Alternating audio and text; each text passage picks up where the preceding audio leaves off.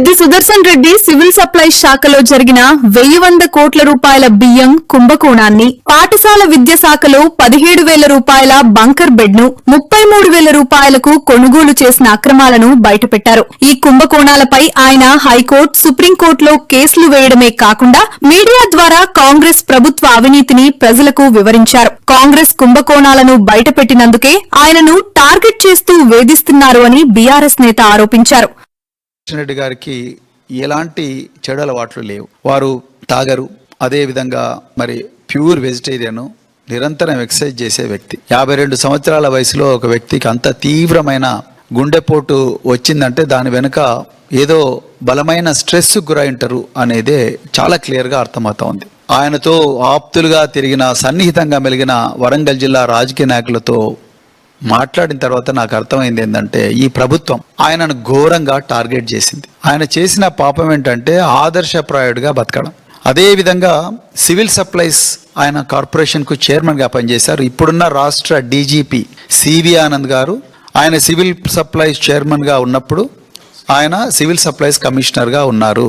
Civil supplies డిపార్ట్మెంట్లో ఏ విధంగా 1,000 కోట్ల రూపాయల కుంభకోణాలు జరుగుతాయని తెలుసుకొని ఆ కుంభకోణాల, ఆ సివిల్ సప్లైస్ లో ఉండే ఏదైతే బియ్యము అవన్నీ కూడా రాబందుల పాలు, పందికొక్కుల పాలు కాకూడదు. 1,000 కోట్ల రూపాయల కుంభకోణాలు జరుగుతూ ఉన్నాయి. అది మిల్లర్ల రూపంలో కావచ్చు, ఇంకా రకరకాల వ్యక్తుల రూపంలో జరుగుతూ ఉన్నాయని చెప్పి వాటన్నిటినీ కూడా అరికట్టడానికి ఒక అద్భుతమైన ప్లాను ఆనాటి తెలంగాణ తొలి ముఖ్యమంత్రి కేసీఆర్ గారికి ఇచ్చిన ఒక గొప్ప పోరాట యోధులు పెద్ది సుదర్శన్ రెడ్డి గారు. ఎప్పుడైతే కాంగ్రెస్ పార్టీ అధికారంలోకి వచ్చిందో 2023లో ఆయన ఆల్రెడీ సివిల్ సప్లైస్ కార్పొరేషన్ లో పనిచేసిన అనుభవం ఉంది కాబట్టి వెంటనే 1,100 కోట్ల రూపాయల విలువైన స్కామ్ ఆయన కనుక్కోగలిగారు. ఉన్నతాధికారులకు, డీజీపీకి లెటర్ పెట్టాడు. అదేవిధంగా ప్రభుత్వానికి ఓపెన్ లెటర్ రాశారు. అదేవిధంగా ఈ తెలంగాణ భవన్ నుంచి కూడా మీడియా ద్వారా ప్రజలందరికీ కూడా ఈ స్కామ్ ఏ విధంగా జరిగిందో వివరించారు. తర్వాత హైకోర్టులో కూడా పబ్లిక్ ఇంట్రెస్ట్ లిటిగేషన్ వేశారు. సుప్రీంకోర్టులో కూడా ఈ కేసు నడుస్తుంది. 1,100 కోట్ల రూపాయల తెలంగాణ ఆస్తిని కాంగ్రెస్ నాయకులు పందికొక్కుల్లాగా దోచుకున్నారు. 1 కిలో బియ్యం కూడా ఒక మిల్లు నుండి గోడౌన్కు రాకుండానే, ఒక మిల్లు నుండి ఇంకొక మిల్లుకు పోకుండానే 1,100 కోట్ల రూపాయలు ఒక్కటే దెబ్బన కాంగ్రెస్ నాయకులు వాళ్ళ జోబుల్లో వేసుకున్నారు అనే ఒక ఒళ్ళు గగురు పొడిచే సత్యాన్ని పెద్ది సుదర్శన్ రెడ్డి గారు బయటపెట్టారు. ఇది మొదటి విషయం. ఈ స్కూల్ ఎడ్యుకేషన్ డిపార్ట్మెంట్ లో 17,000 రూపాయల విలువైన బంకర్ బెడ్ ను 33,000 రూపాయలకు కొని తద్వారా వచ్చిన 100 కోట్ల రూపాయలను కాంగ్రెస్ నాయకులు బడా కాంట్రాక్టర్ల ద్వారా వాళ్ళ జోబుల్లో వేసుకొని వాటిని మూటల్లోకి పెట్టి మూటలను ఢిల్లీకి తరలిస్తున్నారు అన్న విషయం మీద కూడా వారు వీరోచితంగా పోరాడారు. ఇంకా రకరకాల కుంభకోణాల మీద పోరాడేవారు. ఆయనకు రకరకాల సమాచారాలు వస్తున్నవి. మాతో కూడా చాలాసార్లు ఈ కుంభకోణాల మీద ఆయన చేస్తున్న పోరాటం గురించి పంచుకున్నారు. ఇది ఎప్పుడైతే మరి ఇక రేవంత్ రెడ్డికి నేను దొరికిపోతున్నాను అన్న భయం కలిగిందో కాంగ్రెస్ నాయకులకు, ముఖ్యంగా రేవంత్ రెడ్డి గారికి ఇప్పుడున్న సివిల్ సప్లైస్ డిపార్ట్మెంట్లో, అయితే అది జరిగిన వెంటనే వీళ్ళు ఏం చేశారు, ముందు ఆయన వెపన్ లైసెన్స్ రెన్యూ చేయడం లేదు. వెపన్ లైసెన్స్ ప్రతిసారి కూడా రెన్యూ చేసుకోవాలి. ఆ రెన్యువల్ ప్రాసెస్ ఏదైతుందో దాన్ని ఆపేశారు. దానికన్నా ముందు ఇంత క్రూరంగా ఉంటుందా ఈ కాంగ్రెస్ రాజ్యం అనేది? మరి ఇందిరమ్మ పాలన అంటున్నారు, ప్రజాపాలన అంటున్నారు, ఇంత ప్రతీకార పాలన జరుగుతున్న దానికి ఈ పెద్ది సుదర్శన్ రెడ్డి గారి ఉదంతమే స్పష్టమైన ఉదాహరణ.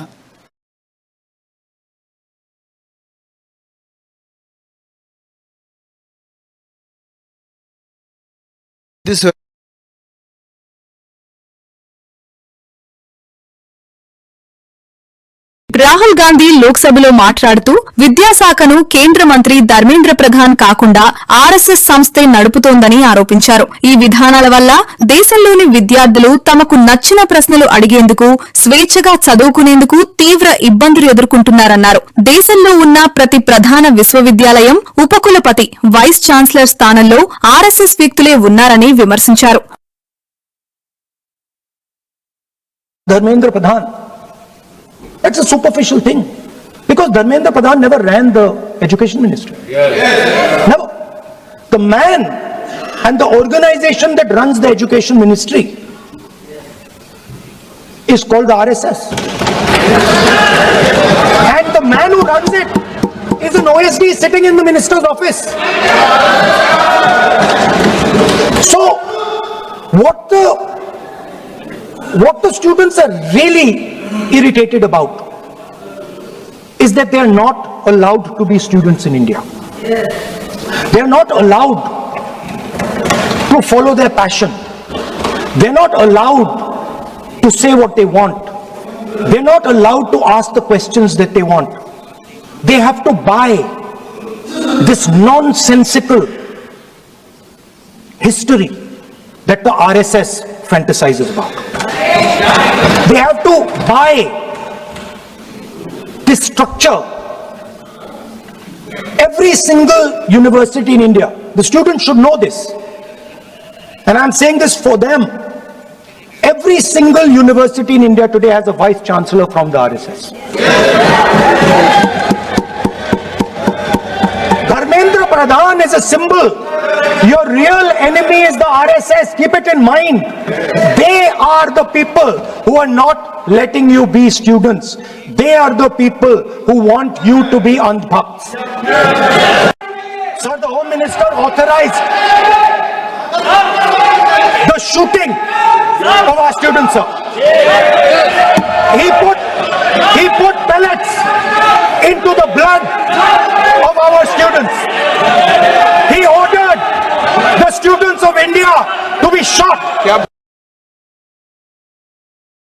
బాధితుడి కుటుంబ సభ్యులను పరామర్శించి ఈ కష్ట సమయంలో వారికి పార్టీ తరఫున అన్ని వేళలా అండగా ఉంటామని బీఆర్ఎస్ నాయకురాలు కల్వకుంట్ల కవిత ధైర్యం చెప్పారు. ఆసుపత్రి వైద్యులతో మాట్లాడి బాధితుడి ప్రస్తుత ఆరోగ్య పరిస్థితి మరియు అందించే చికిత్స వివరాలను స్వయంగా అడిగి తెలుసుకున్నారు. బాధితుడికి అత్యుత్తమ వైద్య సేవలు అందించాలని, అలాగే బాధితుడి కుటుంబానికి తగిన న్యాయం చేకూరేలా చర్యలు తీసుకోవాలని డిమాండ్ చేశారు. ఉద్యమకారుడు గౌరవనీయులు పెద్ది సుదర్శన్ రెడ్డి గారు నిన్న తీవ్ర అనారోగ్యానికి గురైనారని తెలిసింది. మేమందరం కూడా చాలా మరి వారి కుటుంబానికి నేను ధైర్యంగా ఉండాలని చెప్పి, భగవంతుడు ధైర్యం ప్రసాదించాలని చెప్పి మనస్ఫూర్తిగా కోరుతున్నాం. డాక్టర్స్ అందరితో మాట్లాడడం జరిగింది. పరిస్థితి క్రిటికల్ గా ఉన్నప్పటికీ ఇంకా ఒక 4-5 గంటల్లో ఇంకా కొన్ని టెస్ట్ చేసేది ఉంది. ఆ తర్వాత మరి ఏ విషయం చెప్తామని చెప్తున్నారు. భగవంతుడి దయ వల్ల తను రికవర్ అయితే బాగుండేదని మేమందరం కూడా కోరుకుంటాం. ఉద్యమకారులు ఉద్యమంలో ఉండి ప్రజల మంచి కోరి పనిచేసినటువంటి వ్యక్తులు ఆరోగ్యంగా ఉండాలని మా అందరి యొక్క కోరిక. Thank you. జై తెలంగాణ. అక్రమ డీఎస్సీ వివాదంపై నిన్న ఏపీలో తీవ్ర కలకలం రేగింది. దీనిపై మాజీ మంత్రి వైఎస్ఆర్సీపీ నేత పేర్ని నాని ప్రభుత్వంపై విమర్శలు చేస్తూ మాట్లాడారు. నిరుద్యోగుల జీవితాలతో ప్రభుత్వం ఆటలాడుతోందని, డీఎస్సీ నిర్వహణలో అక్రమాలు జరిగాయని ఆయన మండిపడ్డారు. అక్రమార్కులపై వెంటనే చర్యలు తీసుకుని నష్టపోయిన అర్హులైన నిరుద్యోగులందరికీ న్యాయం చేయాలని ఆయన తీవ్రంగా డిమాండ్ చేశారు. స్పోర్ట్స్ కోటా ఒకటి తీసుకొచ్చారు. స్పోర్ట్స్ కోటా అని పట్టుకున్నారు టీచర్ల వ్యవస్థలో. ఏంటంటే అప్పుడు దాకా జీవో 74 ఉండేది.